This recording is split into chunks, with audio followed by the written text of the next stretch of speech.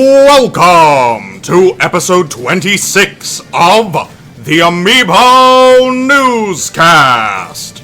This week's guests from the Nintendo Inquirer team, TJ, Ricky, Daniel, and George. Introducing your hosts, Lauren and Amiibo Jason.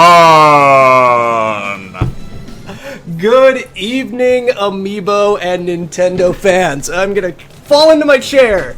Welcome to episode 26 of the Amiibo Newscast. I bet you thought it was dead, but you were wrong. It's back from the dead. We have new Amiibos. Nintendo did not forsake us, my friends. We made it through the valley of just nothing. And here we are with a bunch of new Amiibo. I'm one of your hosts, Amiibo Jason, as always, with my number one best pal. Oh, God, that hurts. But okay. Lauren! Yes, How I'm are Lauren. you? What are you also known as? I'm also known as Happily Candied. Somebody triggered it! Somebody triggered a Amiibo Zelda. You're a representation of the goddesses. I think that's how it Is works. that me, or are you talking about yourself? Well, it's because it I'm a transcends goddess. time. I can be a goddess. I can be a goddess. Yes. So we'll get into what that was a little later in the newscast. So, ladies and gentlemen, we have so many amazing guests here. You might know that from the beginning of the show, pretty much we've always had Jared Rutledge. He is our announcer. He's amazing. He's a man of many voices. And we couldn't do this without him. And he is with us tonight. And you saw it because you might think I was going to put the graphic over it. But pretty much you sitting at the chair doing it, that's going to be the first thing these people see. You with your Pikachu hat. Jared, come and say hi to the folks. The voice. I'm in the chair. The voice. The legend. Hello, everyone. Welcome back to the Amiibo Newscast. Keep going. Yeah, that's great. Yeah, this is my unshaven face with my Pikachu hat. It's very pretty. It's Oh, yeah. beautiful. Your eyebrows look fantastic. Oh, by the way. Not as good as yours, Jason. Thank yeah. you. No, Jason's are on fleek, as everyone's been saying. And E3 has been very fun. I'm gonna pass it off to someone else because I don't want to take up all the time. So, Amiibo Jason, back to you. Oh my god. Thank you. I don't know what to say. Happily Candy, do you want to come in here and introduce some other members of our Yes, fantastic I team? would love to. I would love to. I'm going to give you the chair. Do you want the chair? You Yes, can have the chair. I would love the chair. She's getting I would thrown. love the chair. I'm getting thrown. I have to stand at a certain height here for obvious reasons. Okay. So, first, I'm going to go down the line here. George, you come here first. Okay, hi.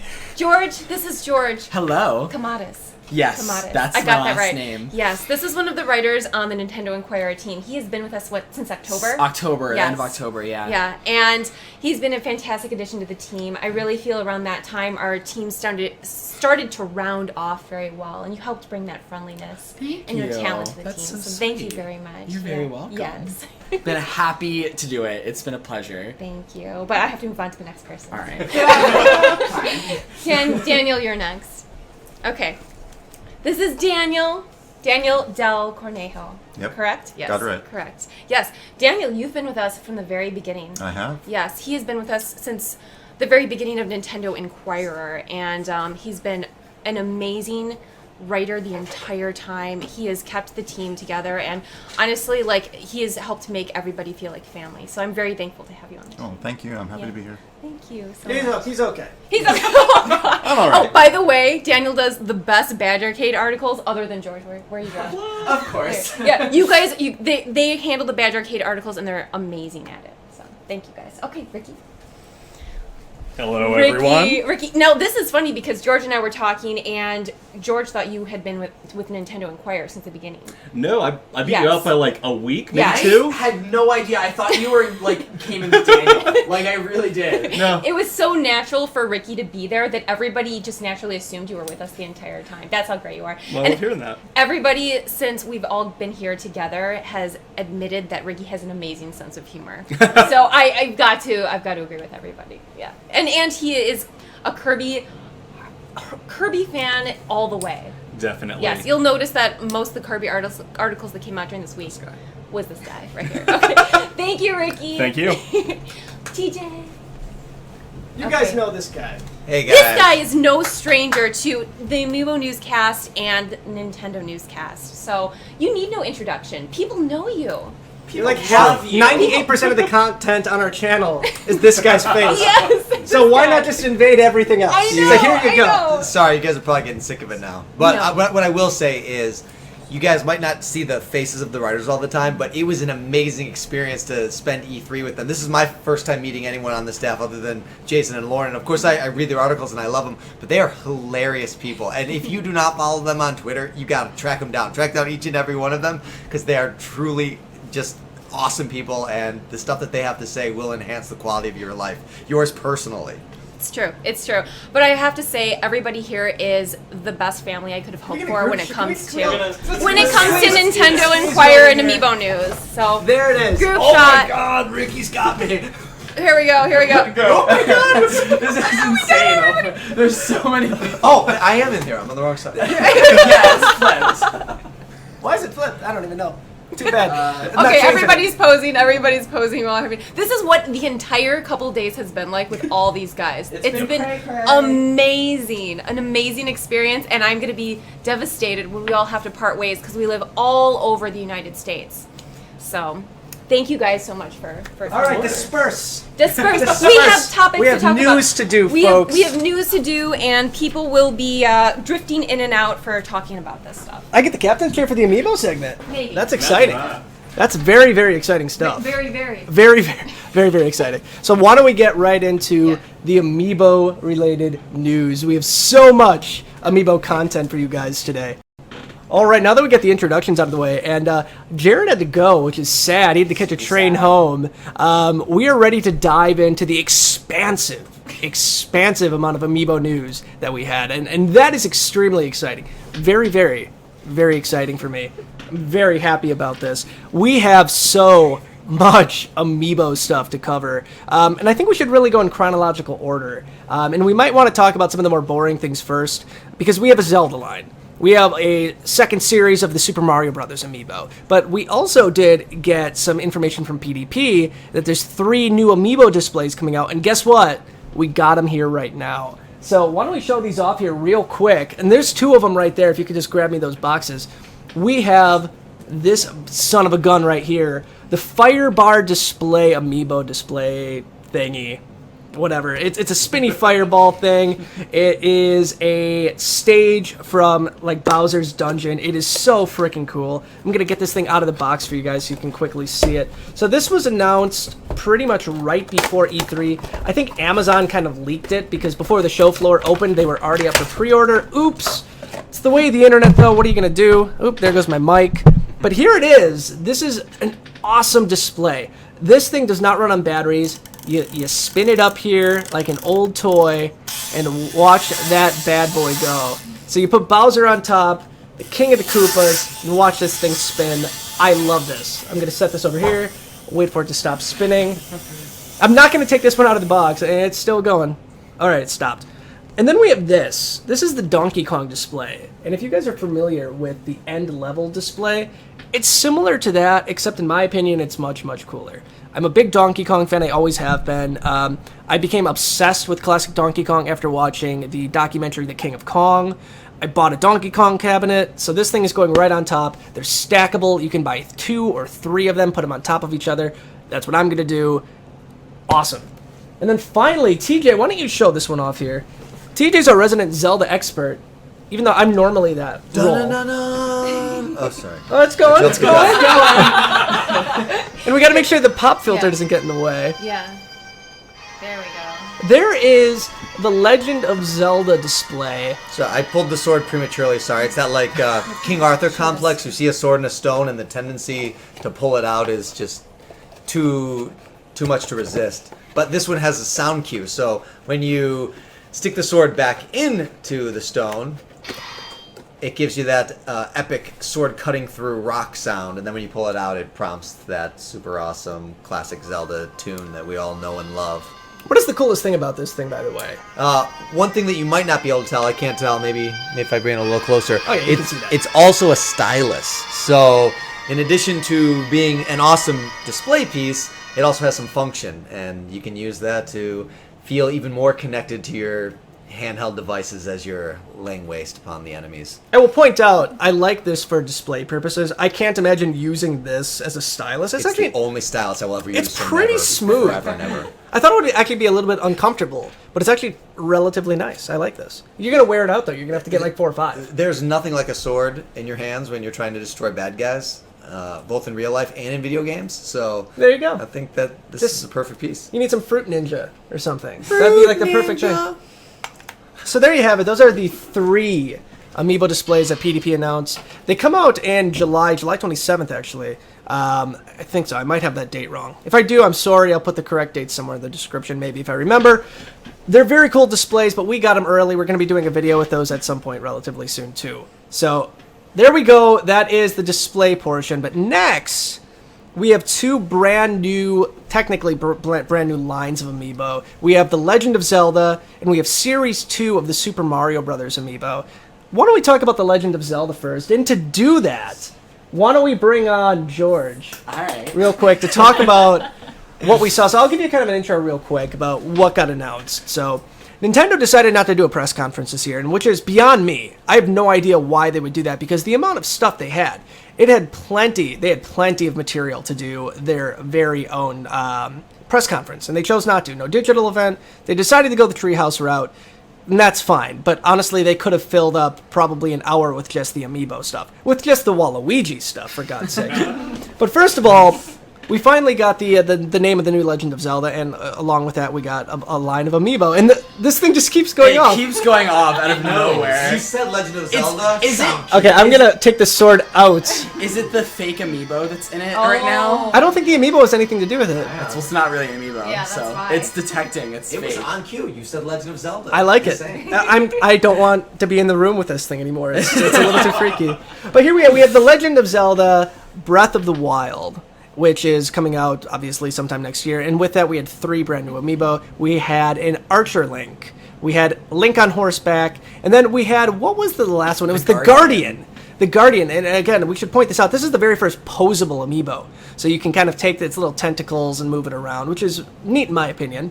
I mean, it's not Kind of like... necessary considering how much space it takes up. It's huge. It's absolutely huge. I was blown away by this. And it has the same base as the Wolf Link Amiibo, so I would expect to see a single release of the Wolf Link Amiibo when this series comes out next year as well.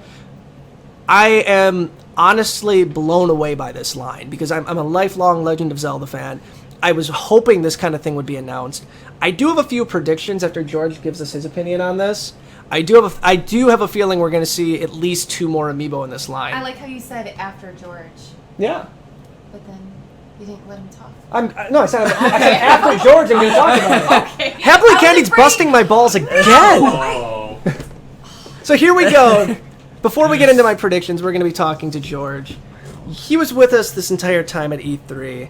He was having a blast too. It was so fun. It was really exciting. My first E3 too, so Yeah. it was really exciting, especially with the new Zelda. You know, it Oh, was yeah. very, very cool to be here for that. And you got to see him live and in person too, which is awesome. They Yeah, were it was on really display. incredible. So I'm going to actually give you the captain's chair. Oh, wow. And why don't you give a little bit of information on these awesome new Amiibo? All right. Well, I mean, the functionality of them hasn't been announced yet. I don't think. Besides Wolf Link. Wolf Link, yeah, but we already have him. But yeah, there are 3. There's the Archer Link and the Rider Link, who I don't know what the 2 of them could do separately, considering it's the same character. And then the Guardian, which, from what it sounded like, the Guardian was sort of this enemy type of like bad guy type figure. Yeah. So I'm really curious about what that could be and what that could do in the game. Just considering it was sort of this enemy, evil force sort of protecting this temple. We don't really know a lot about the Guardians themselves because they were in ruin in what we saw during the demo and the gameplay. And then, you know, we've seen some promotional stuff with Link on horseback. I mean, the first trailer we got back in 2013, he was on horseback. So I'm really curious to see what they do with the Archer Link versus the Rider Link. Yeah. But honestly, we have almost no information about them. The Amiibo themselves are gorgeous. You absolutely beautiful. The bases I love, the art style and the figures, the molding, it's all so pretty. But I agree, I think we're going to see more. Oh, yeah. I think we're going to see at least 2 more. If my predictions about the game are right, we'll see one of that old man.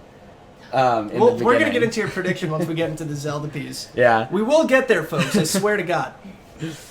Could be a while down the line because we have a lot of other stuff to talk about. But I mean, other than that, there's not a lot to say about the Zelda amiibo. The Wolf Link functionality is kind of cool. I like that you essentially are just getting a pet dog. If any of you didn't see the Wolf Link amiibo, it gives you Wolf Link in the game, and he will run around with you and attack enemies. And the amount of health that he has is based on your save data in Twilight Princess HD, which is like where that sort of connectivity between the two comes from. But I like how you're essentially just getting a pet dog to like help you out, and then you have a horse too.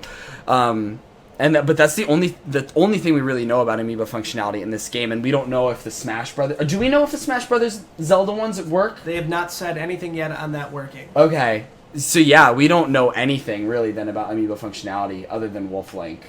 So I don't know if there's a lot to say about them in terms of that. They're gorgeous, though. They're so pretty. I cannot wait to get them.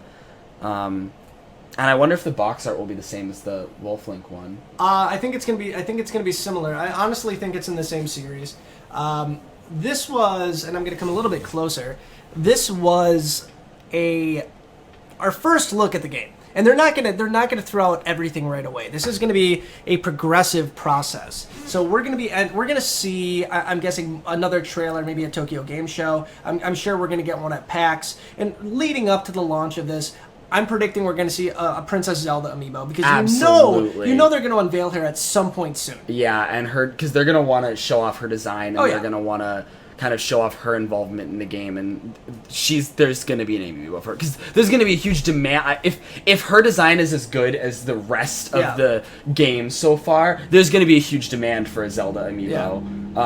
This new Zelda, whoever she is, whatever she looks like. And we really don't know who the main antagonist is in this series as of yet. But yeah, I'm thinking we're going to see Zelda. The speculation on the show floor is that the voice acting you heard in the game is probably coming from Princess Zelda. And that would be really cool. But again, they did confirm at the Treehouse that Link is going to remain silent in this game. So I think that's going to put a lot of really people that were skeptical about the voice acting, I think it's going to put their mind at ease to a certain level. I think I might be getting a little bit too far into this too, because we're going to talk about this in the Zelda piece, but I think we're going to see a Zelda amiibo, and I think we're going to see an amiibo of whoever the main bad guy is going to be. Oh yeah, for sure. Probably Ganondorf or Ganon in some respects. Some people are saying Ganon. Some people are saying we're going to see a return with Ganon, finally. And that would be nice. Mm-hmm. Ganon gets name dropped in the presentation during a lot of the Treehouse streams. Come closer. Here. Yeah. We're gonna, and then this is just going into spoiler territory from what we're gonna talk about later. But Ricky, go ahead. Yeah. So unfortunately, I wasn't at the convention yesterday, but that gave me the privilege of watching all of the Treehouse Live stuff. And in multiple instances, whenever they're going into the shrine areas, there were the old sages. They're not called sages, but that's just what I'm referring to them as at the end of these. And at least a couple of them specifically mention Ganon, not Ganondorf, Ganon. That's interesting. So there's also a couple shots that hint at it. I don't want to get too into those, but it's looking like it's going in that direction. So that would be an interesting take, because they haven't really touched Ganon, since Twilight Princess? And by the way, he does have a face, folks. Yeah. He does have a face. Let me move the pop filter. There we go. There we go. But yeah, so it's definitely something to look forward to as they unveil more of that info. But for now, it's enough to kind of just get the ball rolling as far as discussions go. Yeah. Good call. Mm-hmm. Ganon amiibo would be really And that amazing. would be another one that could be larger and potentially posable, too. Not, like, to the extent of the articulation on the Guardian legs. Yeah. But it might be able to, like, rotate the limbs slightly if it's to that scale and if it's in, like, the traditional Ganon style. Plus, folks, Ganon amiibo, not confirmed, but confirmed. It would be nice, too, because we already have a Ganondorf. Yes. And it would be really nice to see a brand new character, sort of. Brand new. But again, they had these on display pretty much right outside of the E3 demo station for this game. And they are, honest to God, insanely gorgeous. I do want to point out one thing, and this might be a semi-controversial statement, but I'm going to say it anyway. We all know Disney Infinity's gone, or it's on its way out. And I've always said that, like, the humanoid figures in Disney Infinity kind of put some of the Amiibo figures to shame. And I still stand by that. They did amazing work with the sculpting. And I want to point out that the Link Amiibo in this series, especially the Archer Link, is gorgeous, and it reminds me of the Disney Infinity molding. I thought the same thing. I thought the exact same thing. So I think that's a really good thing for Amiibo fans out there. I think we're going to see more of a variation, because we had the Smash Brothers series before, and that really focused on like hyper-realistic, for the most part, for a lot of their humanoid characters. So I like that a game like this, that's a little bit more cartoony and cel-shaded, but it's still at the same time, it's still very human. I like how that's translating into figure form. So I'm incredibly excited for this series. Me too. So, thank you, George! You're very You'll welcome. be back again, I'm sure. I hope so. But I'm kicking you out. Alright, well, that's understandable. So, The Legend of Zelda is coming out very soon. It's coming out in March for the NX. We assume it's coming out on launch day of the NX, but knowing Nintendo, it might not. Who knows? But again, it's coming out on the Wii U as well. Expect that in March of 2017, with at least 3 Amiibo in tow that we don't have. I'm expecting 5. So there we go. That's that piece. Next up, I'm going to say, which one of you is most well-versed in Super Mario Brothers Amiibo? You know what, TJ? For God's sakes, the Custom King himself. Oh, you're going to have a lot of fun with these new ones. I say the Custom King because I'm not the king. there is a lot of female customizers. There's not a lot of male customizers. Evilos. Evilos is Game very changers. true. Very true. Ones that like me. Amigos. Really, There's a lot. that's very true. King of Amiibo in this room. Yes, in this TJ, I might be biased. I will accept the mantle of the Amiibo Jester. You're the Amiibo King in my book all the time. Thank you, Jason. There you go. All right, so here we go. We also got word, and this is really funny how we figured this out, by the way. Nintendo tweeted a single picture of Waluigi. Why is my one here? Oh, there we go. Oh, there you go. You good? I was actually just looking at that. I'm like, this has got to be driving Lauren nuts. It was. So, Go back down. Nintendo tweeted what? It was a single image of Waluigi, and did it just Yeah. say "yup"? Yeah, Confirmed. it was Okay. at somebody. At midnight. Yeah, it was that, and it just said confirmed. Yep. And it was a Waluigi amiibo, and honest to God, I saw that and I assumed it was a fake Nintendo account, because I'm like, there's no way this is how it would get announced. And I checked it, and it was legit. I tweeted it out, and then before I could tweet it out, Nintendo had posted all of these amiibo on its E3 website. They didn't even announce it in Treehouse. Yeah, to set some of you guys at ease at home who feel like you're really missing out, let me tell you the experience of how most of us on the Nintendo Inquirer staff who were actually physically at E3 learned about Luigi. So it was a very long and harrowing morning. News was coming out very fast, and the Nintendo Inquirer team was just scrambling to get it out as fast as they could to arm you with as much information as they could from the E3 floor. When there finally was a lull, several members of the staff went to try to quickly grab some food. Jason stayed at the computers to try to hold the fort down with our remote assistance from all the other staff. So we're standing in the line, and I just click over to Twitter, and boom!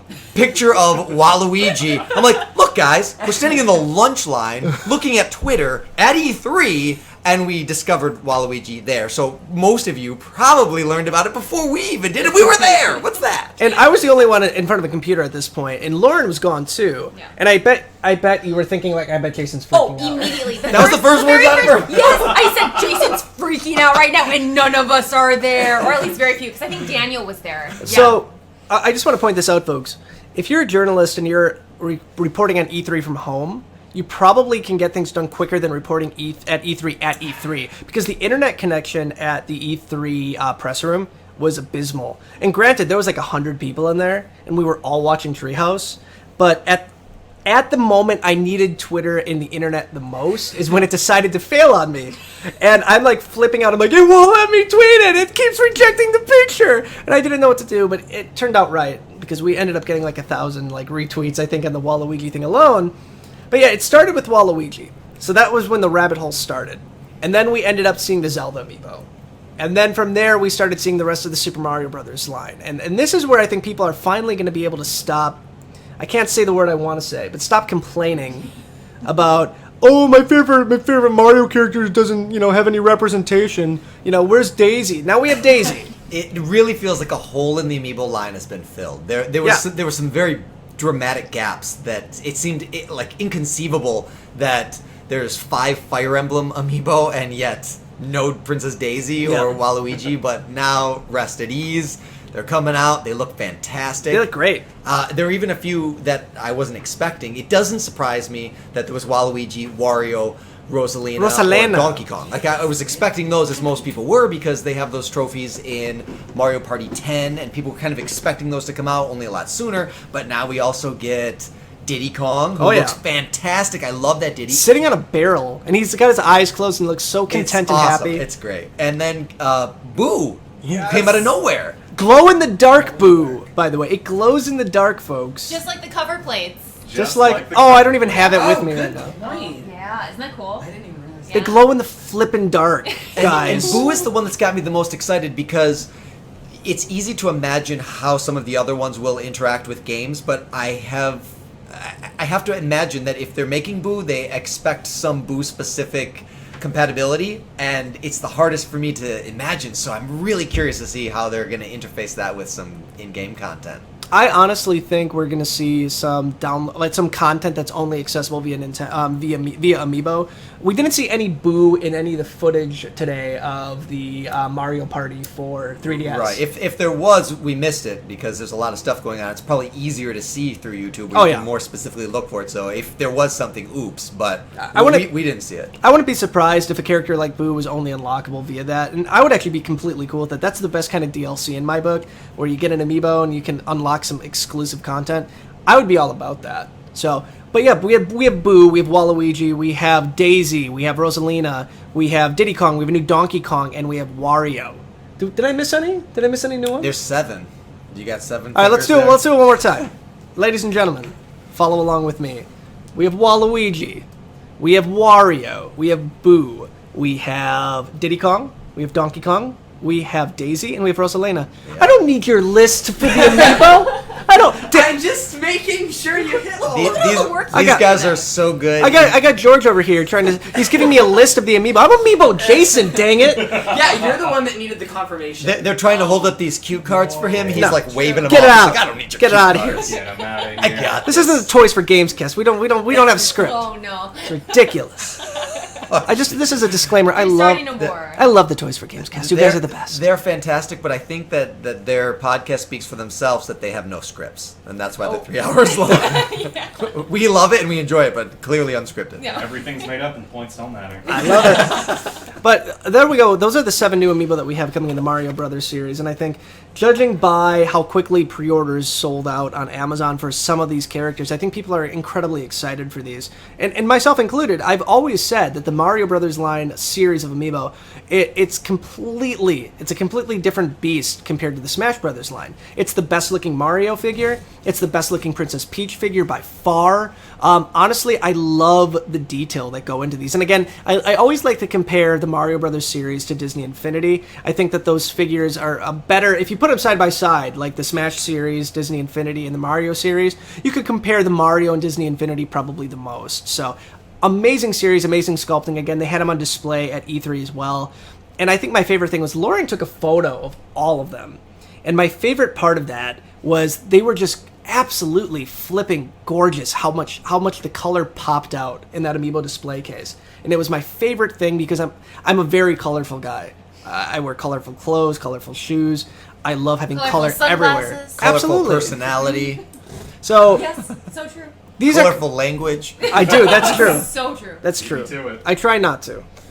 But these things are coming out in November. They're launching simultaneously with the new Mario Party game. What's it called? Game of again? 2016. No, sorry. No, we're not there yet. Oh, We're sorry. not there yet. We're Sorry. nearly there. I'm too excited. We're It's his nearly favorite there. part. It's his favorite part. So we're gonna get there. I swear to God, because we got to see it today. But they're coming in November alongside a brand new 3DS version of Mario Party. Does anybody remember the name? Star Rush. Star Rush. That uses the same art as a Spaghetti-O Cad. Which is great. Good for you, Nintendo. Save those dollars. You gotta save them somewhere. So we have that coming out in November. So we have new Amiibo. We have awesome new Amiibo. Let's talk about Amiibo disappointments. Daniel, do you want? Amiibo disappointment. Let's talk about Amiibo disappointments. Come on up. I want your opinion on this. All right. Daniel, So, this is Daniel. Everybody, hi We everyone. introduced him already. Oh, hi again. just in case you guys want to know. So E3 is come and gone. What we did not see Bayonetta, we did not see Corrin, we did not see Cloud. But more importantly, we did not see any sign of Amiibo whatsoever in Pokemon Sun and Moon. We saw nothing related to Pokemon cards. We saw nothing related to Pokemon figures. A complete and utter disappointment, in my humble opinion. But I think the biggest thing that I think most Amiibo fans are going to be most disappointed in is that we have no idea when the final Smash Amiibos are coming out. Now, you might remember if we flash back probably about 2 or 3 weeks ago. I think it wasn't even that far back. A mystery CPSIA certificate,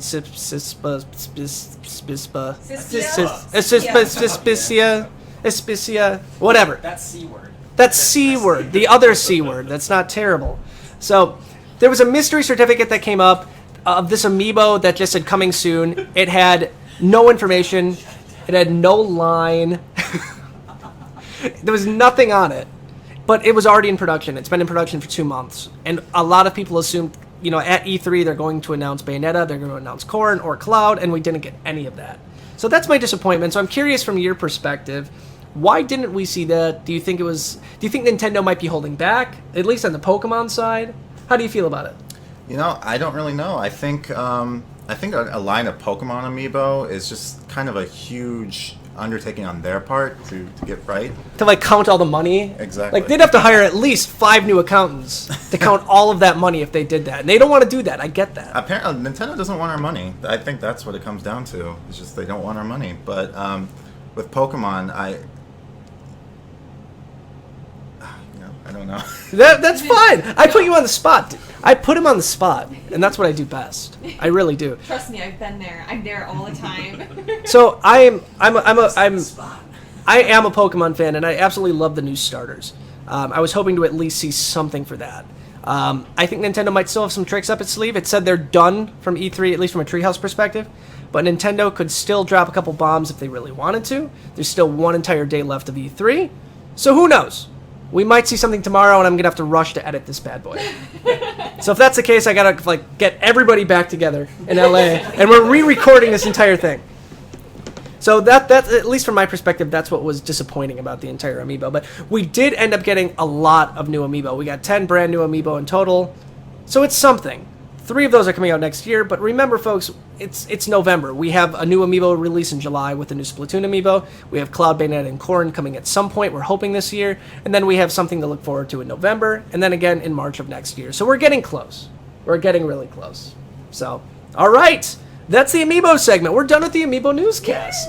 Oh, man, if Jared was here, we could do the Nintendo Newscast. But he left. You could pretend to be Jared. Welcome to the Nintendo Newscast. That hurt my voice. It comes so natural for It does. Ladies and gentlemen, I'm going to go ahead and pass off the microphone to Lauren and TJ to talk about The Legend of Zelda. Oh, well, we're both longtime fans, but I am nothing compared to TJ when it comes to his knowledge of Zelda. I have Breath of the Wild. I have perhaps unparalleled passion, but certainly not the most knowledgeable. I've played every game. Yeah. I've beat every game. I've collected every heart, but I grew up with Zelda, so that's 30 years of playing. You forget some things, so yes, forgive me if I make some mistakes. Don't worry about it. So we actually had a difficult time remembering the new name from what I remember. Yes, I do remember that. Yes. Now I'm wondering, does that mean that the name just doesn't stick, or does that mean just it's going to take some time to get some getting used to? Zelda really has an amazing heritage with games. Yeah. The first one that really stuck out to me was the third installment, where you have A Link to the Past. Immediately, the play on words is obvious, yeah, and the implications are intriguing. So, what is this suggesting? It really pulls me in just based on that alone. Yeah. Then, as you get several games into a series, it's like 20 plus Zelda games, the Zelda aspect can carry the game. The subtitle isn't as critical. However, you still get really great titles like Twilight Princess. It's intriguing, it's mysterious, it's thought-provoking, it raises questions, and it makes me want to unlock this puzzle that is this title. Yeah. For me, Breath of the Wild doesn't have any obvious connection to the story. No. But if you think about it, it leaves it open, kind of like this open world. That's what I envision. It's expansive. I'm hoping that that's what I interpret too. Yes. And I'm hoping there's more to it. Like Yes. it'll leave me like it's a little flat if that's the only suggestion. Usually there's some sort of multiple meaning, or they Yeah. point you in more than one direction. Honestly, the title has no impact or influence Okay. on whether or not I'm going to buy the game. I don't care, but it is pretty forgettable. Yes. Not just that, but I have a difficult time. It does not roll off the tongue very It does easily. not. Lauren is an amazing journalist and I'm somewhat personality. articulate. I'm somewhat she's pretty articulate. And one of the funniest things is, as we're standing in line for, I think it was 14 or 15 hours. Oh, God. No, No, it was wasn't a that long, wasn't really, that long. really long time to wait in the Zelda line to get to the The chance demo. to play the demo. And as we get in front of it, Jason is shooting Lauren for some live on the spot journalism, cutting edge, late breaking, and God bless her, she did an amazing job.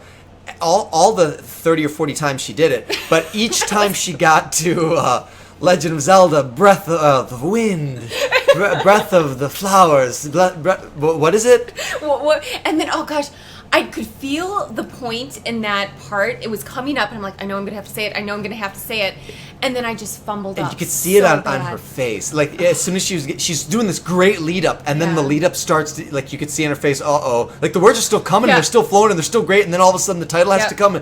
Legend of Zelda, Breath of the Wind. Yeah. Oh! And you know, several members of our team even said Breath of the Wind. I forgot what it is now. Yes. What is it again? Breath of the Wind? Wild. Oh, okay. Breath of the Wild. So yeah, okay, we'll move on past that the name now. Now that we have that covered, George, you want to? Okay, there we go. Okay. Okay, so we have Breath of the Wild out there. Now let's jump into the voice acting aspect. We thought at first that there might be some voice acting based on the beginning of the trailer. Yeah. But then it was confirmed, I believe, that there actually Link himself will not have a voice. I appreciate that you? because Okay. I am Link's voice. And so Not actually Link's voice. Since he has when I played the game, Yeah. I'm the one who does the talking for Link. I assume his role, and I've always assumed his role, and I would feel a little bit disconnected. I would feel like the link is severed, pun intended, if they're imposing interpretation on Link, because I really feel like that privilege has been protected and reserved for the player. So him not speaking, I don't think it is making the statement that Link doesn't talk. Yeah. He just doesn't talk for you. Yes. You do the talking for him. Speak with your actions, speak with your decisions, play how you want to play. As far as the other characters are concerned, we found out very quickly in the demo, at least the only other talking character does not speak. Yeah. And so it makes me feel like voice acting is negligible or not significant, and maybe it is playing it safe. Maybe they're just just testing the waters to see, is this something that people are going to have a warm reception to? And if it is, then maybe you go a little bit stronger with subsequent titles. But honestly, that distracted me more. The fact Really? that there was voice Yeah. and then not voice is more distracting than if there would have been completely voice or completely text. Okay. The in and out of it makes me, it's harder for me to lose myself in it when they're reestablishing the rules. So you're talking about the narrator that came over? Okay, because Right. I enjoyed her voice, to I be think the honest. performance, It was a beautiful job. there's nothing to criticize. Definitely. There's really yes. not But anything I see can what say. you mean. I see what you mean. But the overall experience is, am I listening to something or am I reading something? Yes. And I kind of wish they would have committed to one or the other. Okay. But again, it's not going to impede my enjoyment of the game. It was Yeah. a choice that it's hard to assess at this point how much voice is going to impact the game. Yeah. Since we played a very small portion of it, and voice it was like 2 sentences. Yeah. Repeated a couple times. Well, we were able to spend a good amount of time playing the demo, which was nice. I think it was it 40 minutes in total? Because I think it was split into 2 parts. 15-minute and a 20-minute. Is Was that it right? 15 minute and 20 minutes? So the first part, we were able to pretty much kind of just get a feel for it and explore the world. And the second part, you actually had objectives to kind of like work through. I think that's Yeah. how it was. And then for each one, if you did as you did each one, you were given a little stamp on a piece of paper, and then you could walk out of there and turn in that piece of paper with the stamps on it, and they gave you a really cool gold coin and then a shirt too. So the cool thing though is that we got a lot of time to spend playing in this open world, and I'd love to hear your general reactions to being able to play in that, because it's so drastically different from the other previous Zelda games that you've played. Right. I will say first, I feel like they did the demos backwards. We had the longer demo second, Yeah. and the longer demo started at the very beginning of the game. It starts at the exact point that you saw in the trailer if you Yeah. watched that. And the first demo that we did, it takes place at some random point that has no context and no explanation and no instruction. And it wasn't, I don't know if this is going to be consistent with everybody's experience, because we did have, for every 2 players, there was a Nintendo representative to kind of help coach you along. Yeah. I had very little interaction with mine, and I was trying to just get a feel for the game. Yeah. But what I felt like, at some point, I had a little bit of a mantrum, and That's one way to put I had been running around aimlessly, finding nothing, climbing on rocks and climbing on trees.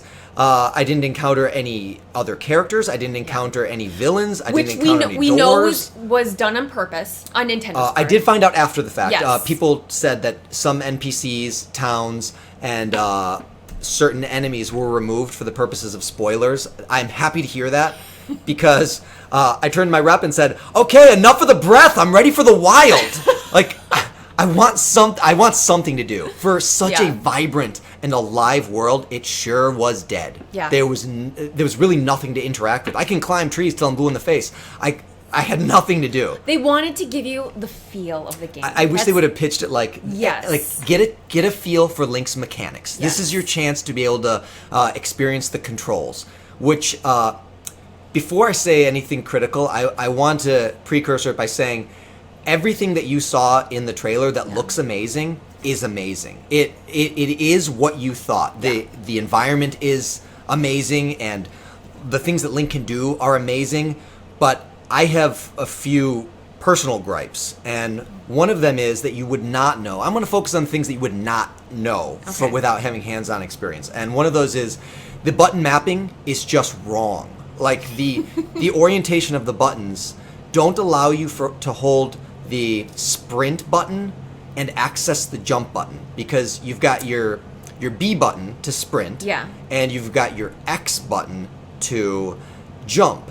So while sprinting does enhance your jumping capacity, you have to jump over 2 buttons with your thumb to even reach it. Oh, that is weird. I And never it is even noticed awkward. that, yeah. In Super Mario Brothers, my thumb never leaves the run button. No, it's always on there. It's always on the run it button. naturally sits on there. And then you just push Yeah. the jump button because it enhances your jump. Yeah. So that's what I want to do here. I really feel like your A button should have been the sprint, so that you can just tag over there and get that jump. Yeah. And I will also say I've been playing Hyrule Warriors most recently, which distills the Zelda experience down to the most action-packed aspects.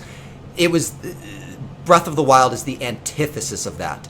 It was like if you lived in a world void of action, where you really had nothing motivating you to make any decision. Yeah. For some people, that's okay, and maybe that's just the point of the game that they put us.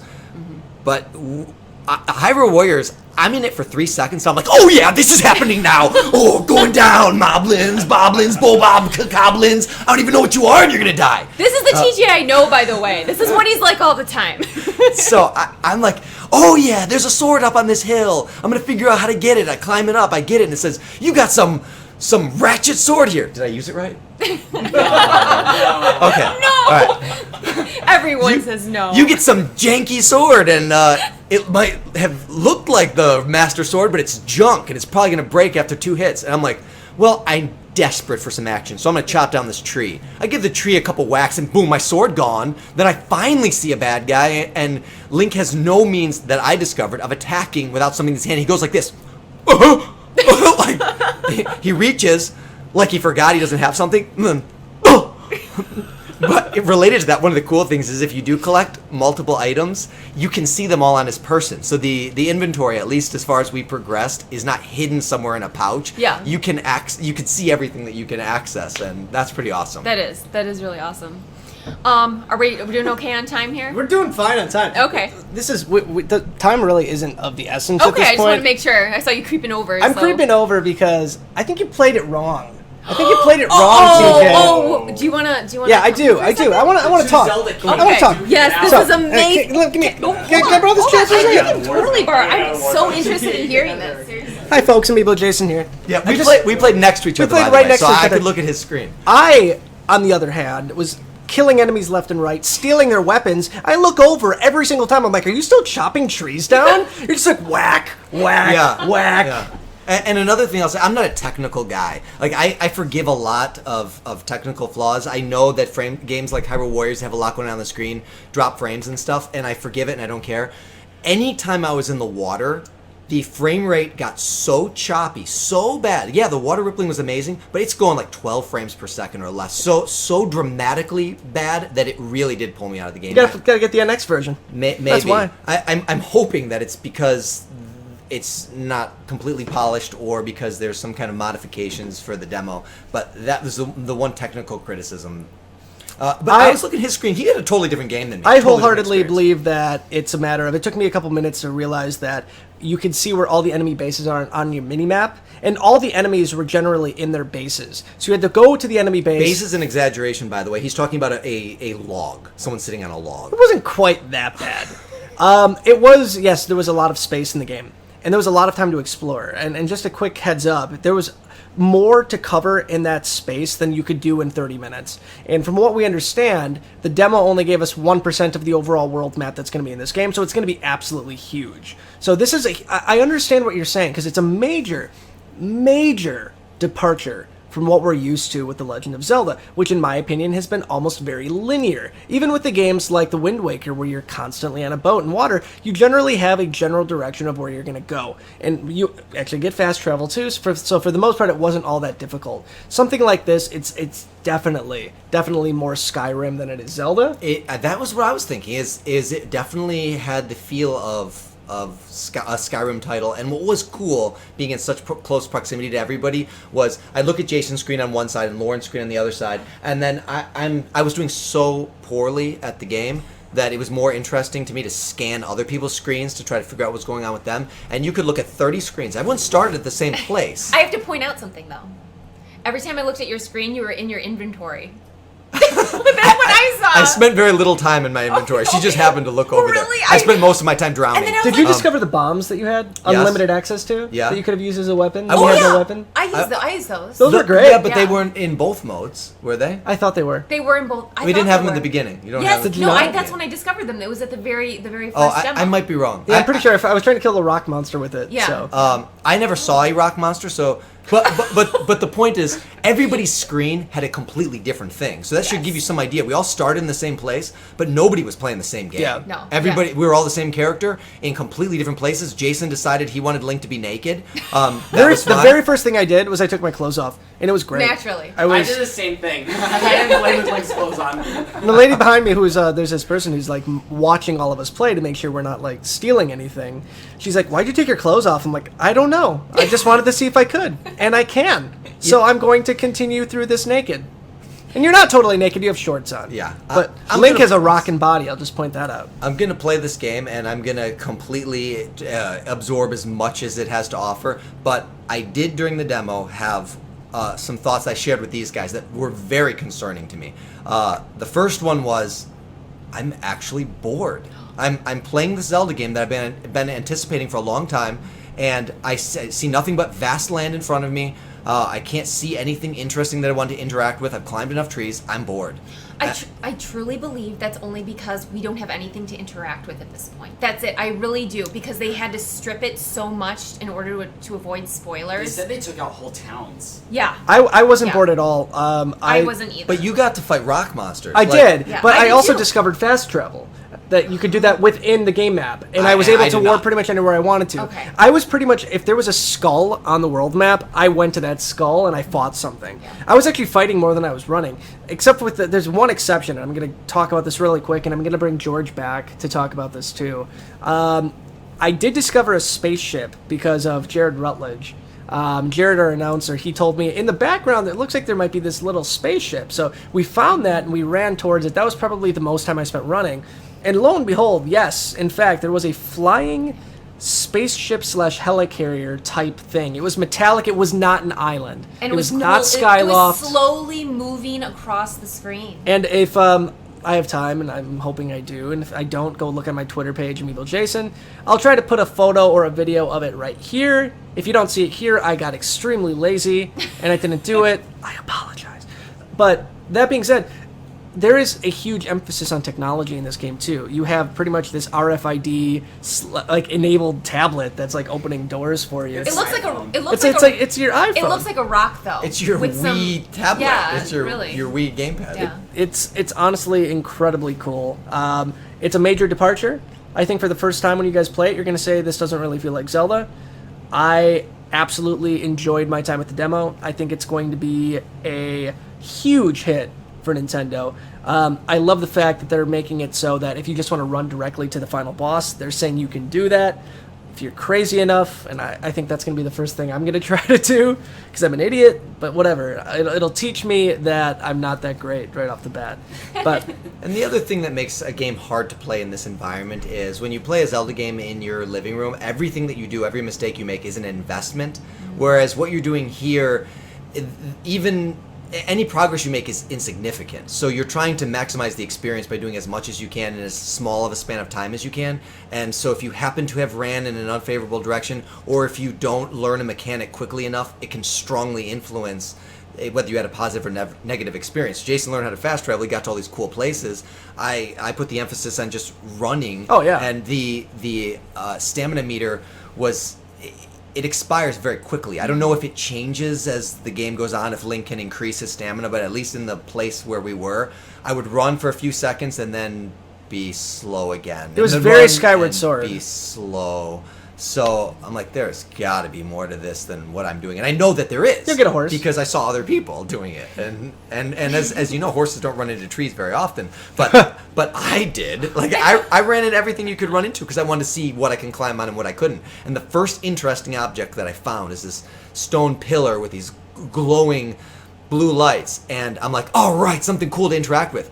It was the one thing I could not climb on, and I'm like, what? Why this? It seems so strange to put this strong emphasis on this climbing mechanic, and then you give me something that looks just so climbable, and you can't. So I don't know. Maybe it was slippery. Somebody might have came in and greased that sucker before. That sounds pretty. But what I will say, so that I don't end it on a positive note, so they don't end it on a negative note before we jump over to George, is I have never been more excited about any amiibo functionality than this wolf. It is the coolest thing ever. I don't currently have the Wolf Link amiibo. It's one of the only ones I don't have, and I am so pumped to level that thing up, increase my heart capacity, get out there, and go wolf on some bad guys, provided wolf. that there are bad guys in this game to fight. If my demo is the only experience, no, I'm gonna keep it. You just kept dying. That was your Go wolf! Wolf action! You're in, George. Thanks, DJ. Ladies and gentlemen, we've been on the Zelda topic for some time, but we want to end it real quick with a fan theory from our very own Zelda fan, George. Come on down. I'm back. Welcome back, George. I'll let you get a little bit closer. All right. I don't feel like standing. Obviously, this game, after they revealed that the Karoks are back from Wind Waker, it kind of lets us gauge where on the Zelda timeline that this game takes place, and that really important Zelda timeline from Hyrule Historia that they threw together. And if you know me at all, you know that Wind Waker is my favorite Zelda game of all time. I did a whole article on it for our Year of Zelda. I'm really passionate about it, and so when I saw the Karoks, I flipped. And part of me wants to believe that, this style of the game is very obviously the most similar to Wind Waker and those handheld games, the cel-shaded, sort of more toony. Even the people that were presenting it at Treehouse described it as more toony. But this game, going back to what I was saying, can kind of gauge that this game takes place, I'm guessing, sometime after Wind Waker. And one thing that I really caught my eye was that the first area you enter is on the Great Plateau, and if you are familiar with Wind Waker at all, you know that the main setting of the game is the Great Sea.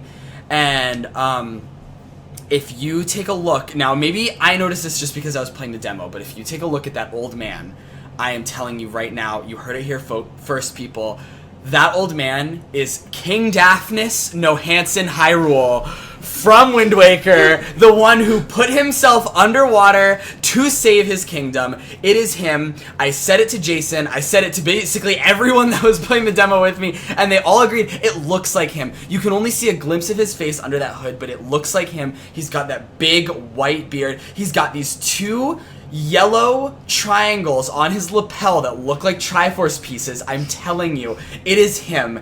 And if it is him, I swear to God, we're gonna get an amiibo of him. I think he's gonna play a much more important role in this game than we think he is. He's that mysterious old man. Well, think you don't about know it. anything about that. Right. Like, unveils himself at the end. It's Exactly, like, as the the King time. of Red Lions, the one who helped you through Wind Waker, and the fact that they threw him into Hyrule Warriors after, he's not a significant character in the series, but he was in Hyrule Warriors. His Hyrule Warriors grunting. But they put him... Are you just going to keep going? He does in the game. I have to turn the sound down. And the fact that he was put into that game,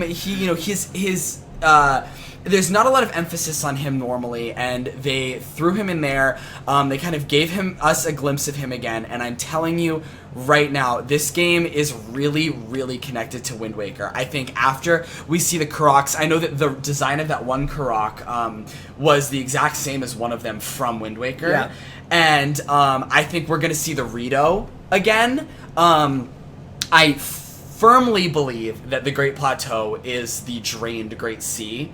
And I think that is absolutely one. I think, too, the fact that all of these, stone structures are so mossy and so sort of in ruin, which is, what a Great Flood would do to this huge environment. And obviously it takes place, if it does take place after Wind Waker, it's quite a bit of time. We know that Link was asleep for 100 years. But I firmly, firmly believe that this is the same timeline as Wind Waker. It takes place after Wind Waker, and it's very directly related to Wind Waker. We got Wind Waker HD on the Wii U. Yeah, we did. That was the first Zelda game that they released on the Wii U.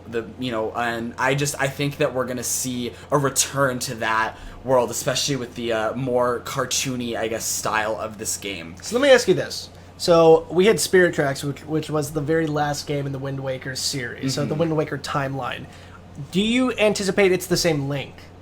No, I don't think it's the same Link. I think that this Link, one, is older.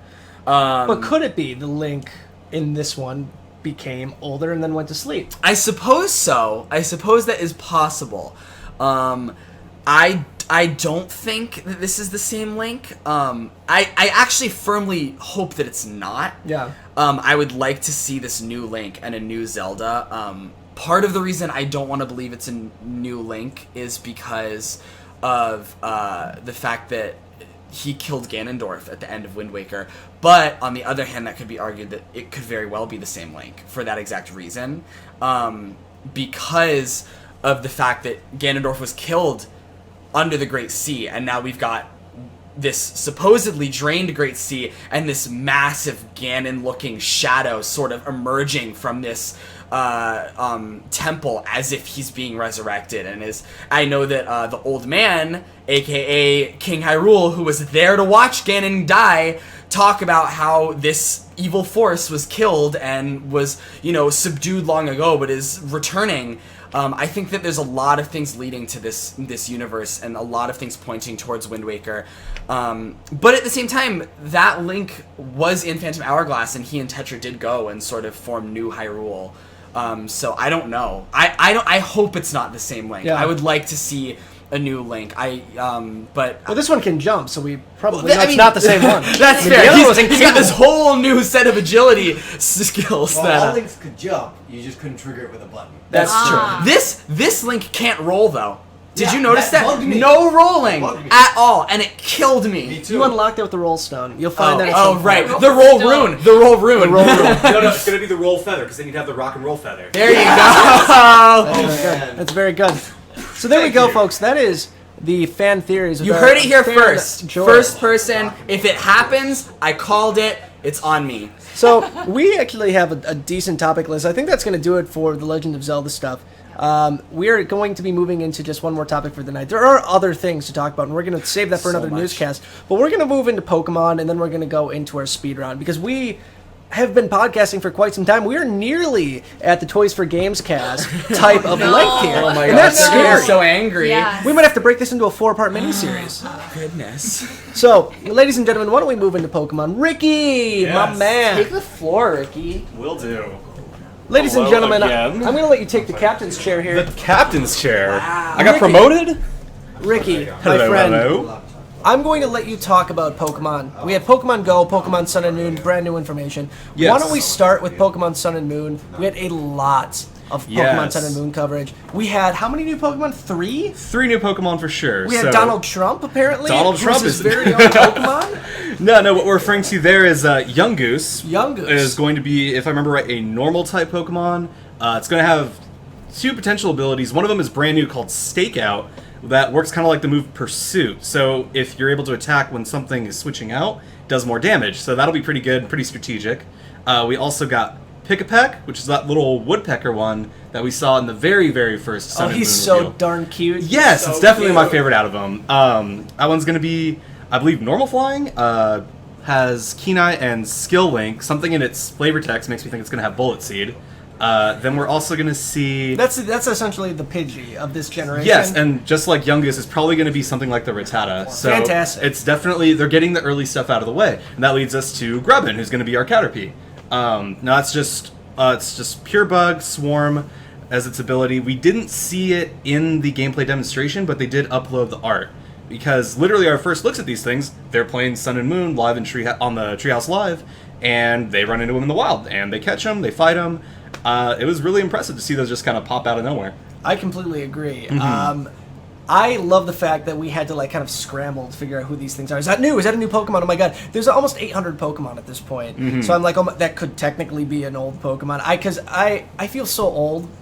I could sing the Poke Rap for you right now and give you the original 151. But there's some Pokemon that I've seen online. I'm like, is that a fan art or is that a real Pokemon? I just don't know. So we were scrambling to figure out what these Pokemon are because we're not like the Pokemon super fans like you are. Not all of us, at least. Right. You know, I might be that way with Zelda, but not Pokemon, for God's sake. There's just too many of them. But luckily, Nintendo was kind enough to pretty much tweak these things out almost Yes. immediately after the fact. But it was kind of interesting the way they went about it. It's true, yeah. I mean, we had just the live reveal of them, and then they just decided... It's almost like they planned for them to come across a Grubbin, but then they didn't. So Yeah. then they're just like, we'll have a Grubbin, guys. Enjoy your grubbin. The other thing is, they didn't really talk about this during the live presentation, but Solgaleo and Lunala both have alternate forms. They do. So I don't think they have an official name for what the forms as a pair are called, but it's like Radiant Sun Solgaleo or something. I don't remember the exact names, but they're just really, really shiny. And it's like they're taking on sunlight, they're taking on moonlight, and it's going to increase their powers. It reminds me most of Primal, Groudon, and Kyogre, but they're not primals. They didn't say anything about that. So it's going to be interesting to see how that plays into both the plot and gameplay as well. Past that, we saw a lot of the interface. Yep. That's looking really, really nice. A lot more natural than previous Pokemon interfaces. Kind of less boxy. Yep. A lot more fluid, and it plays to kind of the Alola region as being really lively, which is another thing they emphasized. One thing I liked about this the most, and we had confirmation that we could see the trainers, at least in main Yes. battles, but they did confirm that your trainer is going to be behind you, and absolutely, not behind you, behind the Pokemon in every single battle. Right. So, like, you throw out, like, for me, it's going to be my Rowlet, and I'm going to be able to see my customized trainer hanging out behind them, because they revealed that as well. We're going to be able to, like in X and Y, customize our trainers again. Yep. Did you see the faces of the trainers when they were losing? They look concerned. They actually put expressions on the trainers' faces, so it's not like they're standing there like completely stone-faced. They care about what's happening to their Pokemon, which is what a real trainer would do. And plus, they emphasize just how much the animations are playing into the Pokemon themselves, too. They were talking about how the starters were specifically designed with how they're going to look in battle. They want them to be endearingly cute across all regions and just have a lot of personality in their animations. That's why we have like Rowlet turning its head completely around. Yeah. We have Litten's fur standing up on end. We've got Poplio kind of doing the little, like he's proud sort of thing, doing the little bounce, and like it's looking good. I really want to see what they do with other Pokemon, especially like that rock puppy we saw the last time. I want to see what that is. Like a lot of good stuff we look forward to there. I'm really upset they didn't really show anything else about that pupper, because I love that pupper. I was almost expecting like, oh, that's what they're gonna catch, and then we see Yungoos, and just like, oh, he's cool too. So we had a lot of really cool information about Pokemon Sun and Moon. Yes. A little bit less than I was hoping for, though, at least in some respect. I mentioned that we didn't get any of the Amiibo, Right. at least yet. And this could be something that they might be waiting to pull the trigger on. But we're getting, as much as it sucks to say, we're getting closer and closer to the November launch already. Yeah. We're right in the middle, folks. Right. If they haven't talked about Amiibo at this point, it's a little concerning. But, No logo on the box. Right. Now, it could be just a big bombshell announcement, but that's kind of something that we don't really... Like, we want to be able to be ready for these. Kind of like how I'm happy that I have all the way till November to be like, all right, that's when Waluigi comes out. Yeah. Like, it's... And then I know that the Zelda ones are going to come out with the game. Like, how much money do I need to save up before November? Exactly. Is what I need to figure out right now. And, like, is it going to be figures? Is it going to be cards? The lack of clarity, if it even happens, which we all hope it happens... Yeah. It's still kind of a little jarring, but it does keep me more excited for the game itself, rather than everything else I'm going to have to buy along with it.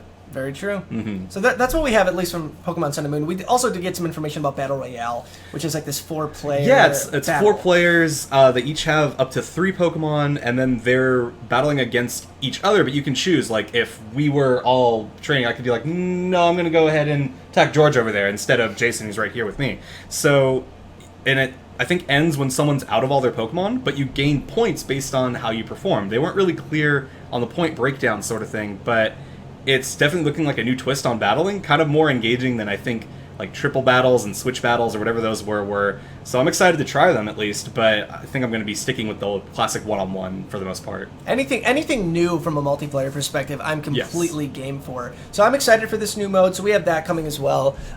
So why don't we move on real quick to Pokemon Go? Yes. Well, if we have time, we'll get into that as well. But then we had some information on Pokemon Go. I think the biggest news that we had out of that is we have a semi-release date, I think by accident. Like somebody screwed the pooch, and they said, oh, it's going to be out by July. We don't know if it's really going to be out by July. I'm guessing it's going to be. Right, and, well, I mean, with there being the field tests and having people try it out, and there's definitely something there, we know that it's, like, how much more work can be done for it. Yeah. Plus, they've been doing these field tests, not just in America, but Australia, New Zealand, and Japan, so there's been a lot of on-hands time with Pokemon Go. So it's only a matter of time until it's actually out in everyone's hands. Yep.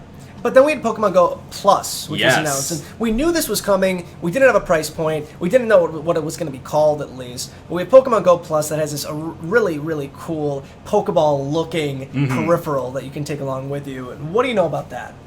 I know that I ordered one. I also ordered one as well, and so can you. Link in the description. Yes. From what I understand, because it's going to be mostly haptic feedback, so if you are wearing it and you have it, or you have it on your person in some way, it'll give you some kind of alert when you're near a Pokemon, so you don't have to be constantly walking around with your phone thinking, oh, is there a Magnemite over there? I want that Magnemite. Yeah. So you'll get a little thing, and then it's like, oh, let me check my phone real quick.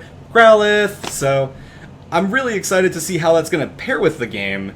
And I mean, it looks cool. Like, I can't not get excited about having a nice little Pokeball kind of thing with me at all times. See, I can't wait till I'm going to be in a social situation where I need to talk to somebody, and it's going to go off, and I'm just going to be, like, sweating. I'm like, okay, we got to end this conversation. There's a freaking Pokemon over there.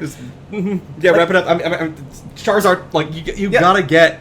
That's the one thing, and they've even talking about that, how they don't want people, like, just kind of bumping into each other or being not alert of their surroundings, Yeah. which is why they're even making this peripheral. So it's still going to be one of those things where it's going to just kind of... You're going to be checking your phone a lot if you have this thing. So, fellas, if you're looking for a way to be even less appealing to the ladies, go pick up yourself one of these amazing Pokemon Go peripherals. I know I'm getting one, so it's going to be fantastic. I think everybody in this room is getting one, so... You want to be less disconnected from the represent. world? This is the way to do it. It's going to be great, though. Get more connected with the Pokemon world. That's very where we true. all live. We all live in a... Should we... I don't know if I want to sing it right now. No, I don't know if we can get away with that It's right now. It's past midnight. Can you? We're in a hotel. We all live in a Pokemon world. Pokemon. I want to be the greatest master of them all. The greatest master. Pokemon. TJ? Dark TJ. He hears a little bit of any Pokemon song, he has to finish it. It's Very true. It's a little problem. Time beating. So there we go. We have some Pokemon Go information. If you guys want any more information on Pokemon Go, you can find it on our website. We have an Yes. entire article completely breaking down every piece of information we have on Pokemon Go on NintendoInquirer.com. I believe you wrote quite a few of those as well. I did write up some stuff for a lot of Sun and Moon stuff, and then a lot of the Pokemon Go stuff goes to a lot of our other contributors today, because I was heading up here to see you all. Yay! I'm so happy! Yeah, but yeah, definitely check all that out. We've got a hardworking group of people that, like, we all busted our butts, but man, Tom, right? Just everybody. We have an editor, Tom. Tom's in the UK. All the We credit. gotta give Tom's shout out. Tom, if you're listening to this, and I'm really hoping you're I- not, because I hope you're sleeping Yes. for the next 48 hours at least. But you are an MVP. Tom was essentially doing all of the editing for us while we were here at E3. Lauren was our other editor, but she was in meetings. She was on the show floor. She was getting footage. She was doing everything that you would imagine that a girl like Lauren would do, because she is a workaholic. So Tom really picked up that torch. And then we had our amazing writers getting so many awesome articles out. And I think that we really nailed it this E3. Oh, definitely. And we have this beautiful new website up too. So obviously, if you haven't seen it yet, you can see it at NintendoInquirer.com. Check it out. So I also want to talk about one thing, and I want to bring Lauren in here real quick too. Let me get on out of here. And you can stay. can stay. I'm going to back off. Whoa, okay I want then. you two to go and talk about this because Oh. Lauren is the queen of limited edition. Oh yeah. Lauren is the queen of limited edition. Know You where this know is it. going. I know it. She's a I collector at always heart. pull it out. I love my 3DS. But we have two brand new 3DS. Unfortunately, not XLs. They're No, LLs. they They're are coming to LLs. Japan. They are based on Pokemon Sun and Moon. At least one of them is. Lauren, Ricky, take it away. Oh, I love these editions. I Yes. was just, I actually went back to our articles, article today, just so I could admire them. They're beautiful. They really are. And they definitely represent kind of the two ends of the spectrum for Pokemon fans. We Yes. have one that's a bit more stylish and a bit more kind of cool looking, where you get the two legendaries, Yep. like that whole black sleek design to it. And then we've got probably the most adorable LL. I was gonna say it's the cutesy version of Yeah. it. It totally is. I mean, we haven't seen a Pikachu version since the original 3DS XL. Yes. That was also released here, Japan, and it was also released in Europe too, I believe. Mm-hmm. So this is exciting. I'm hoping that both of these get a worldwide release. Even if it's just the Pikachu one. I was because- gonna say yes. that. I was gonna say I feel like it's a lot more likely that the Pikachu one is gonna hit all the regions. We get that universal appeal. It's Pikachu. Yes. Now, for the other ones, and in the past, a lot of the legendary specific ones, they haven't made it over, which it's fine. I like It's them, fine. I know. but the Pikachu one's where it's at. Yes, and you know what? That's the one that's going to be the seller, because Pikachu is that household face of Yeah. Pokemon that people know. Everybody loves Pikachu. It's going to be a bestseller no matter what. Mhm. I doubt though it's going to be as rare as the original Pikachu Right. 3DS XL. Hopefully not. Yes, you do. Yeah. I got one. Oh God. Wait, I'm waiting to hear this from the rest of the room. Nope. All right. Nope, only you guys. Only you guys. Oh, such disappointment from everyone Right. else. And those should be launching alongside Sun and Moon, or very close to it. I didn't quite catch Yes. the release dates myself. What were the release dates? Does anyone So they are going to be remember? coming out essentially around the same time. Yeah. I gotta jump They'll to be the co- again. okay. They're going to be coming out around the same time. Oops. As Pokemon Sun and Moon. Yes. We've seen the box art, so it doesn't look like these are going to be bundled with the game, which is pretty standard now for Yeah. Nintendo not to bundle their limited editions with the Right. games. There's more than one game coming out. Yeah. Yes. Two. Yes. But one thing that's not on this list, I do want to Yes. really bring up real quick, is there's also a double pack that was announced for Japan. So if Right. you're looking Yeah. for like alternate packaging, if you want to buy both games, like me, like you don't want to like interact with other people to catch them all because you're just a loner, you can buy this 2-pack in Japan. I'm guessing we're going to see it in the US as Or well. something close to it. I believe it was you get Sun, you get Moon. 300 Pokeballs. Right. It's Wow. something like it's a ton of Pokeballs. But who That is- gives a crap? They're standard Pokeballs. Well, I like buying standard I only Pokeballs, but it's to use get standard Premier Pokeballs. Balls. But I mean, I'm not going to get that with this code. So I mean, it's still the packaging looks great. You get the Yeah. 2 legendaries. It's perfect. and it's generally what you do with your boxes anyway. At least I do, where you have them side by side doing the face-off. Yeah. But I'm excited that it exists. I'm probably going to pass on it myself, but it's a great option for people. I wish it was kind of. I would like to see what they did with Fire Emblem and have like both Yes. games on one pack. But being able to trade that way is impossible. So I can't unless they did that. And Not with with Pokemon, Pokemon Bank, Bank. very Yeah. true. So that could be something we could see in the future as well.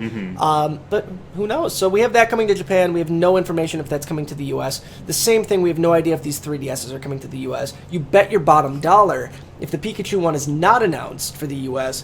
I'm going to a Miami or Play Asia or Nin game, and I'm picking one of these sons of guns up because I love them. Before you do that, I'm not buying your. Maybe you should live up to what you promised and get me the Famicom 3DS LL from Japan, because there was a bet. There was a bet place when This we were also playing. came up during Yeah. a Pokemon-related subject, might I add. Yes, There was a bet. there was a bet place during a Pokemon tournament, But if it- and Jason said if you actually beat this, because I was really far behind I didn't think she was going to do it though. my opponent. And oh man, I pulled ahead as soon as you said, if you do this, I'll buy you that Famicom. You 3DS. have something better, and that is a Jason Ganos approved IOU. You will get that system once I find one used at a flea market one day. Guaranteed. The distaste on her face just now. That is It's just as good as money. worthless. It's as good as cash. Worthless. So, ladies and gentlemen, we've exhausted our Pokemon coverage. Yes, we have. We did. I don't have the information up, but you seem to be the guru on Pokemon. Do you remember what we have as far as the leaked information that was found in the Pokemon data for Pokemon tournaments? So, yes, with Pokemon, there was a recent patch, and I believe someone was able to mine that and see file names with specifically calling out 3 Pokemon. Now, we don't know if they're going to be playable, assists, or some combination of them, because, the assists are in pairs. It might be one playable, then a pair of assists, but the bottom line is, we saw files for Empoleon, which is the final evolution of Piplup. We saw Darkrai, who everybody's loving right now because of the mythical collections. And we saw Scizor, which I think would make the most sense as a playable one. It has a Mega Evolution, which fits in with the game very well. I think one of our writers even predicted Caesar. Yes, as, Frank, right? I think it was Frank. It was that. And it works out because there is no bug type that's playable in the game, so that would be a really good addition. So that's what I'm hoping for. It's nothing official. Data can find its way into stuff. It wouldn't be early stuff because it's in a recent patch, but we can only hope that it leads to something pretty big. There you go. Ladies and gentlemen, we've exhausted our Pokemon coverage officially at the moment. Yes. Is there more? There sure is. But again, this isn't the Toys for Games cast. We don't have the time. We're sleepy. We're sleepy. We're gonna do this. Are we It's gonna do been speed a I day. got the questions Great, already. go for it. Ladies and gentlemen, I'd Here like we to go. do a closing then after we no do speed problem. round. Ladies and gentlemen, I regret to inform you that Jared had to leave. So I'm going to do the very best Jared Rutledge impression I can. Actually, you know what? Dark TJ, do you want to fill in? You got it. Ooh, Can you say welcome to the Amiibo News speed round? TJ over here. Welcome to the Amiibo News Speed Round! We would like to take this opportunity to say we're sorry to our neighbors next door. Quite sorry. Hey, I ain't sorry! No, you're not sorry. But luckily, we're at the very end of our newscast. We haven't done an Amiibo News speed round, obviously, because Amiibo Newscast has been gone for quite some time. But here we are. We posed the question to our fans on Twitter: what do you want to know about all the recent Amiibo news that came out today? So since we have quite a few of our teammates here with us right now, I thought what better way to kick this off than by each one of these guys answering one of these questions. Oh, I like that Good idea. idea. Why don't we start with Daniel? Welcome back, Daniel. Hello. Daniel, Here, you can- the speed round was initially conceived to be a 10-second answer, but I completely disregarded that rule pretty much on episode 2. Blew it out of the water. Because I don't care. I want to answer these questions the best we can. So I'm going to go ahead and ask this very first question to you. Number 1, this is from Patrick M. Fletcher. Amiibo News. Has there been any confirmation that the new Zelda amiibos will work on the NX version Breath of the Wild? No, there hasn't been at all. Do you think they will be? Well, there's got to be amiibo compatibility on the NX. Like, that's just a given. It is a given. I mean, it's just. I agree. Yeah. So I would say yes. I mean, there's no official confirmation, but you can pretty much bet that there's going to be compatibility. There you go. I'm going to have you come in just a little closer to the mic because we have some craziness going on outside. I'm going to let you answer one more, too. This is from Artistic Doodle. She's absolutely amazing. She We talk to her all the time. Do you have any memorable moments, highlights playing the Zelda demo? Great kill, awesome discovery. I thought the combat system was so amazing. The way that they really expanded the amount of ways that you can actually attack your opponents. I mean, I was doing jumps over enemies. I was spinning around and like slashing them in all different kinds of ways. That was the highlight for me. Was just the different amount of ways that you could actually fell your opponents. There you go. I completely agree. Since we're going to let everybody answer one of these, I'm just going to reserve my judgment. I'm going to do something I do very rarely and shut my mouth. Yay! Oh! George, you want to come in here real quick? Hello again. Hello again, George. It's very nice to have you back. I'm glad. This one is from G's671D. Hi, G671D. Do you think the Super Mario Bros. Amiibo will be compatible with Game of the Year Paper Mario Color Splash? Coming to your town. Oh boy. Do we have a release date for Game of the Year Paper Mario Color Splash? Is it We do know it's October 7th. October? Wasn't it October I think 7th? it's October, yeah. October 7th, folks. Paper Mario Color Splash. Game of the Year 2016. Coming to your town quicker than you can imagine. I just want to point out before you even answer this question. Take a look at the like-dislike ratio on the YouTube of the YouTube trailer.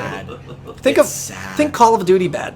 Yeah, it's really depressing. I do want to point out, though, even though I give that game a lot of crap, I watched the demo at the Treehouse today. It didn't look that bad. It actually Not as looked bad pretty as cool. Sticker Star. No, it looked pretty cool. All right, go ahead. Do you think the Amiibo are going to be compatible? So, I do not at all think that the Amiibo are going to be compatible. If they are really leading Color Splash in the direction that I think they're leading it in, I don't think that they're going to be smart enough to make Amiibo compatible in this game. Wow. Them's fighting words. Listen, I have all the hopes in the world. If they were, I would be thrilled. What they would do, I have no idea. How about give us partners that are the Amiibo, and so like you tap in Waluigi and you've got Waluigi by your side. You know, you tap in Boo and you've got Boo. Will they do that? No. Yeah, that seems like too good of like Amiibo opportunity. Yeah, exactly. And I don't know what they would do with the Mario Party Amiibo or the Super Mario Amiibo in Paper Mario, especially because they've rid that series of any interesting NPCs. It's all Toads now. They've rid it of any interesting partner aspects. And the fact that it's all courses now, which I was praying so hard they wouldn't do that with the console version, and it's all courses, which makes it so linear and just a lot more like boring. But it's got puzzle combat. Oh, well, never mind then. Puzzle combat's sweet. George for his birthday. I know I'm getting every member of the team a copy of Paper Mario Color Splash. Game Game of of the Year the Year. 2016. I just don't think that there is enough opportunity for the Mario Amiibo in Color Splash, as depressing as that is, especially considering how colorful they are. But I don't see it happening. I just can't. They're gonna give you those cards. They're gonna give you those cards. Oh no! I am anticipating some level of Amiibo support in this game. Oh, I think so too. We might even get Paper Mario Color Splash Amiibos, because it would make sense. It really would, because you can't sell that turd without an Amiibo anyway. If I may chime in briefly. And you called mine fighting words.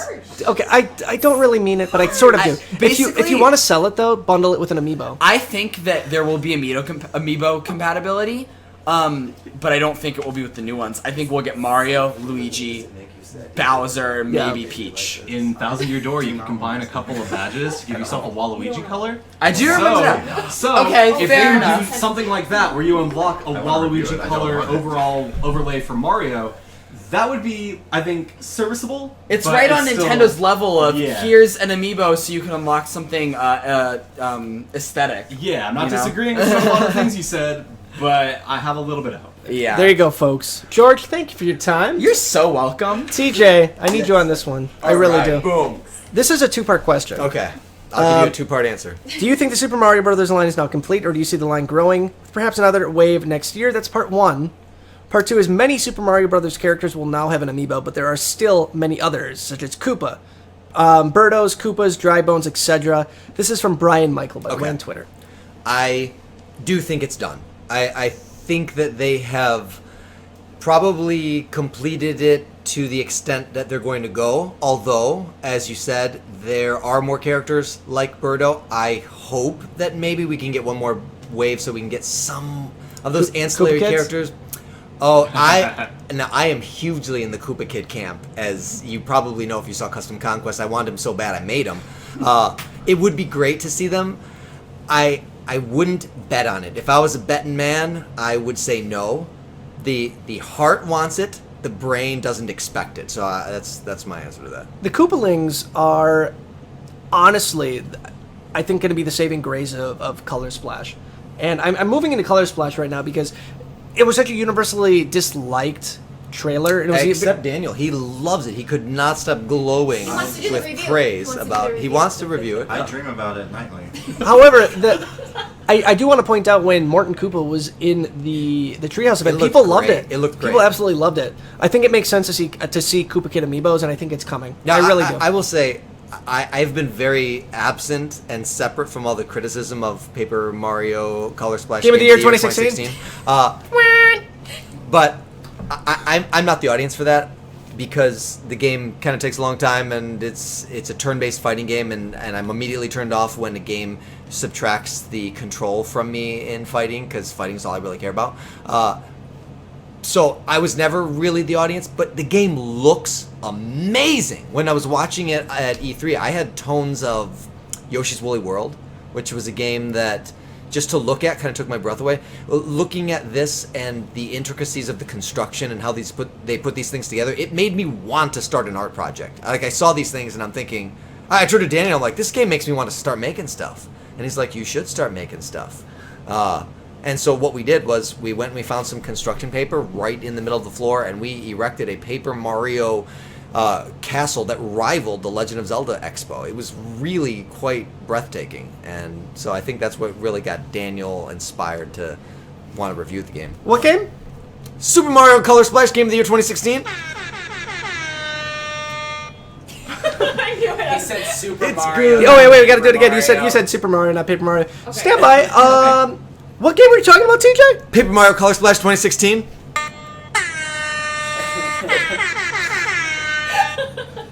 Coming to your town in October, folks. Thank you, TJ. You got it. Ricky, step up to the plate, buddy. Yeah. Hey, what's up? All right, ladies and gentlemen, we are getting near the end of this list of questions. This one is from Neil, Smart Guy 152. Do you think Amiibo will be able to transfer data between Mario Party Star Rush and Mario Party 10? That would be interesting because there's not a lot in Mario Party 10 to really transfer over. There's kind of the little power-ups you would get during the Amiibo Party mode. Yep. So I don't think it's extensive enough where we'd be able to see that happen. Seeing kind of the crossover stuff for Breath of the Wild, it kind of takes that to a whole other level too. So I don't think see it with that, especially since it's nowhere near as breathtaking as that. But I'm hopeful. I mean, you never know. And just any sort of cross-compatibility with games with Amiibo makes me happy. But personally, no, I don't think it's going to happen. I think Nintendo is going to bury Mario Party 10 as quickly as they can. Yeah. And and rightfully so. Honestly, the game is a travesty when it comes to Mario Party. I remember playing Mario Party 1 on my N64. I remember having so much fun with Mario Party 2 and 3. And I was incredibly, incredibly disappointed with Mario Party 10. So I'm hoping that we're going to see at least some decent mini-games make it into this new 3DS iteration, but I'm not anticipating to see anything transfer over, because I think Nintendo is ready to forget about it. I, honest to God, believe Nintendo was ready to release a Series 2 much earlier, but Mario Party 10 crashed and burned so bad, they're like, crap, we have to make a new Mario Party before we do this, and that's what they did. I So think Ricky needs another question. we can do one more question, I can do one more Ricky. question. Let's do it. Why am I talking like Mickey Mouse all of a sudden? No. Oh, hello! Wow. Here we go. This is a good question for you. Hello. Do you think Nintendo is likely to essentially release harder to find Amiibo? And I want to point this out for you, and this is from Retro Game Collector, and I want to add something to this question. Go for it. So, it's strategic what Nintendo's doing. We had no, and I've mentioned this on another newscast, we did not see DDD, we did not see Meta Knight. And lo and behold, we had a Kirby series, and both of those characters came back. Rosalina, missing in action. Guess what? She was just releasing the Mario Brothers series. Why would they want to release the Smash series when they could sell you this brand new series?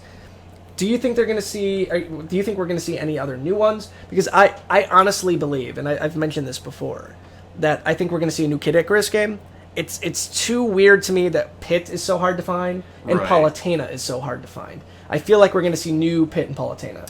That and Fire Emblem would be the other one, because with Fire Emblem, there's a lot of room to bring these characters back, as they've done in the last couple of iterations. So, and I don't know, those are probably some of the roughest to find, talking about like Robin and Lucina. Yeah. But the problem with that is they're so crucial to that one game versus a series-wide thing, which is just kind of Fire Emblem in a nutshell. It's still a little early to say, but thinking about what we potentially have to see, what with the likes of like Cloud and Bayonetta and Corrin, hopefully someday. Yeah. Maybe. Those may be a little more difficult than, I think, like, say, the Kirby series that just came out, the ones we're looking forward to for Mario. So it's kind of up in the air. And even with the Zelda ones, wow, I didn't even the other ones. Yeah. Like, each other, I mean. So, like, will one Link be harder to get than the other one because it's more popular? Stuff like that. Yeah. That's a really good question. Like, I'm leaning more towards the Archer one, but maybe there's plenty of people that are liking the Rider one, but I don't know. I'm in the let's just get both and duplicate camp. That So works too. that's pretty much me and almost all Amiibo except for the Kirby Amiibo. So, well, thank you for answering the question. Oh, you said that to the wrong guy. What's this about Kirby? Why don't we put DDD together, both DDDs together? Take your glasses off and step They're already 20 step back 20 feet, and let's say the bases are covered by, I don't know, some duct tape. Tell me which one's which. The same thing with Meta Knight. I'd be able to tell you which one is which. Yeah, I for know both Meta of Knight's got those. the wings, but honestly, DDD. I like the pose for DDD much more on the Smash one, and I think that's like the majority opinion on that. You don't Yeah. like Stop in the Name of Love? I love Stop in the Name of Love, but I just think that like just kind of the lean back from the king, and the king himself is a lot more enjoyable. Yeah. And then I like both Meta Knights, but I mean, talking about comparing the Kirby's. The you got one Kirby's on Warp Star. okay, the Kirby's are different, and so is Waddle Dee. Yeah. We did not need a new DDD amiibo at all. Mhm. But like you said, that It's- just it- kind of stopped them from having to even dip back into the Smash one. But I think the Smash one costs them more money because it's more detailed, and I think Yes. it's probably a far more detailed mold compared to this. I'm gonna restrain myself. The new DDD looks cheaply made. It looks like a. Skylander. It look. It's not. Why did you say that, Daniel? It's not. It's not that cheaply made. throwing shade. For We're not off moving into camera. Happy Meal territory right now. However, the new DDD is far less detail and quality in comparison to the Smash one. I would will not agree be with that. I would not be surprised if Nintendo is probably spending 50% of what they're costing to manufacture a Smash Brothers DDD. Mm-hmm. That's what I think they did. And I think they did the same thing with Meta Knight. So that's where I am with that piece of it. I decided not to buy them in duplicate this time. I imported them from Japan, and I did not buy the US versions. I shouldn't be telling you guys this, but I did. So I still love you, King DDD. that's all. Lauren, would you like to answer the last question of the evening? I can answer it, and then I have to do the closing because I have some stuff I'd like to say. This is from Lady Draco 87. How much do you think the new Zelda amiibos will cost? How much do I think the new Zelda amiibos will cost? And how did they look in person? Well, at first I'm going to answer how they looked in person because immediately I can Were they tell- cuter in person? They were cuter in person. They were more beautiful in person. They were more beautiful in person. How were their eyebrows? Their eyebrows were very thin. Link's Oh eyebrows. no! Oh, no. They were beautiful in person. They were detailed, and I think we talked about this very briefly before about how they were a little bit more reminiscent when it comes to quality to Disney Infinity. Yeah. And they represented their characters, I think, from after playing the demo, they represented them very well. I think they translate very well into Amiibo with that type of art style. Yep. I was overall very pleased, and I have to say I love the color palette that they chose for not only the game but the Amiibo. It's very Skyward Sword to me, the color palette, and Agreed. I like that. It's nice to see that in Amiibo form. Totally agree. Yeah. So All right, what was the first part of the question? The first part of the question: how much are they going to cost? Oh, I think they're going to cost probably regular Amiibo price unless they're of course bundled. Not that Guardian. That Guardian's going to Oh, cost more. sorry. I forgot about the Guardian. The Guardian, oh gosh. I think they could be, what, 18-ish? It could be. I mean, I would say 18. if we want to look at what maybe Capcom's doing already with Yeah. the Monster Hunter Stories amiibo that are coming out, the Dragon Riders, Yeah. they're about $18. Okay. So yeah, that's what I'm thinking. That's my guess, 18. So, all All right, I'm going to step back. I know Lauren would like to say something to you folks at home real quick. Yes. Okay, really quick, I'd like to close out this wonderful team-filled newscast by not only thanking everybody here for coming, but also for all the people on the Nintendo Inquirer team who weren't able to make it here, because we have expanded a lot in recent months, I would say. And our team has grown into this beautiful family, and I couldn't have better friends to work with, and I feel very fortunate. So I'd like to send a thank you out to all of these team members individually, because they worked their butts off this entire week, just as much as we did, and they weren't even here. They were working remotely. We have people all over the world. And I'm going to start off with Tom, because he is the farthest one away. He is over in the United Kingdom, and he is our other editor who works really night and day. Everybody can agree here. He works night and day. We don't know when he sleeps. We don't know if he sleeps. But we're hoping he does, and we're hoping he is now, because we're pretty sure he's been awake at least for the last 3 days. So thank you so much, Tom, for putting in all these hours and for caring so much about Nintendo Inquirer, and also just for just spending time working with us individually and as a group, because you do everything so well and you put your whole heart into it, and we really appreciate that. I'm going to move down the list now, and our team, like I said, has grown a lot. I'd also like to thank Britton and all these members on my list are here right now.